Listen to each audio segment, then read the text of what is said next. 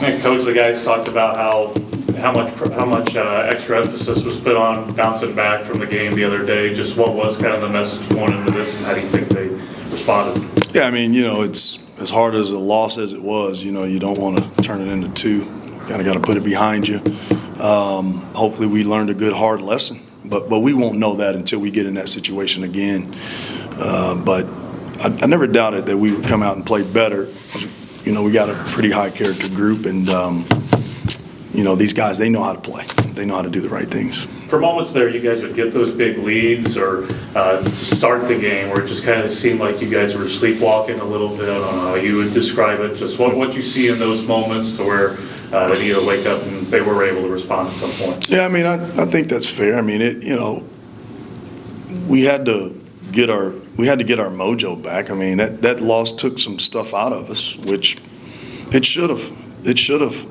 So I think it just took us a little while to wake up and realize that we were playing another game, and we did it pretty quick. Austin was really turned up, and when we're turned up, we're pretty good. So it just took us a little time to get turned up.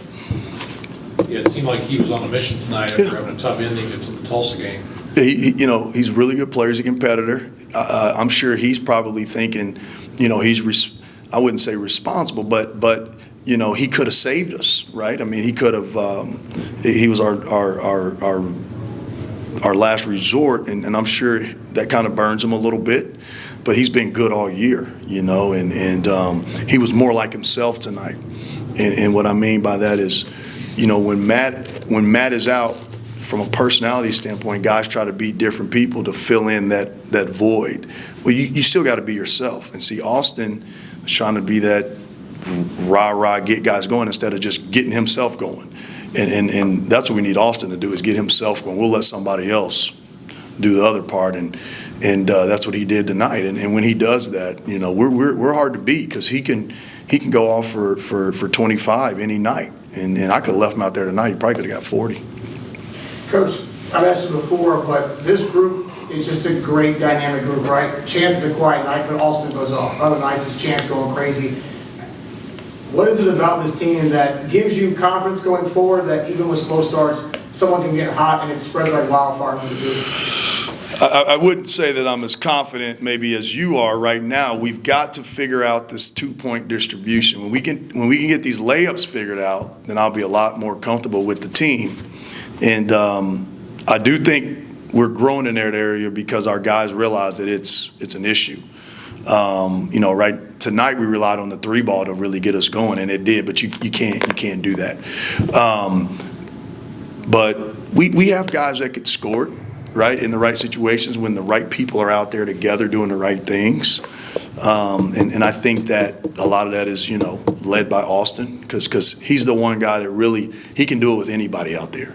Some of our other guys, they probably need Matt to really get them going.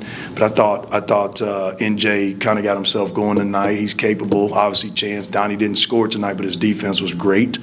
And like I keep saying, our sum is better than our parts. And when it all works together, then we definitely have really good scoring spurts. We need a little bit more consistency offensively, and that's kind of what we're working on.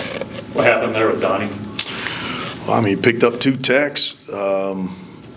Probably, I would say the chirping is probably what got him. Defensively, Coach, stopping their 2 leading scorers in the first half. Talk about that. Who was responsible for that? Yeah, we try to game plan the top 3 scores, but for this game it was definitely the top 2, and we got Donnie and Mayo. Anytime they can match up on them, typically we get that part done. It's the foul line that gets us sometimes, and when we don't do that, we haven't won. And last game, their leading scorer got 24, and then tonight, we did a great job on their 2 best players, and because our offense in the first half wasn't really good, it was better in the second half. But that's a game plan goal of ours, is to take away their, what we like to call, A and B option, and then try to do some other things for that C option. Make it like number 5 tonight had the game of his life. But hey, that's kind of what we want, because we know that he probably wouldn't be able to beat us. Coach, going on the road now, right, you're gonna play St. Mary's. Yeah. Last year's result wasn't what you wanted. Yeah. How do you take what you learned here tonight, transfer it over, and get ready for a good game? Hey, the last 2 years out there wasn't what I wanted. You know, we'll have to play better because they're obviously better, number one. What we need to try to do is right a few of these wrongs that we've had in the non-league with an opportunity against a good team that, as of today, it's a quad 2, but at the end of the year, it'll be a quad 1. They're like 9 spots away from a quad 1. I haven't seen them. You know, the staff has watched them some. They started watching them this afternoon. But we need to continue to defend and rebound. And, you know, we'll spend the next 3 days leading up to Saturday, you know, working on our offense because if there's any team that we've played all year or going to play all year that defends as well as we do, or if not better, then it's probably going to be them. They're big and physical, and that's what we've struggled with. It's just their physicality. So, you know, this may be a game where we do some things where we've got guys like NJ and Dawson and Cesar and Donnie and Mayo on the floor at the same time. Now, you know, we're going to have to really guard them because that's going to be a slugfest. But I do think that we got to have our minds right for a slugfest first, and then hopefully stay close enough to where we can try to win it when it's winning time. You gonna keep Matt out for that one? Yeah. Matt will not play till Northern Iowa, unless I doubt. I mean, it's 0.01% chance he plays at St. Mary's. Big on Hill, I've seen him on the bench the last few weeks. Is he gonna redshirt this year?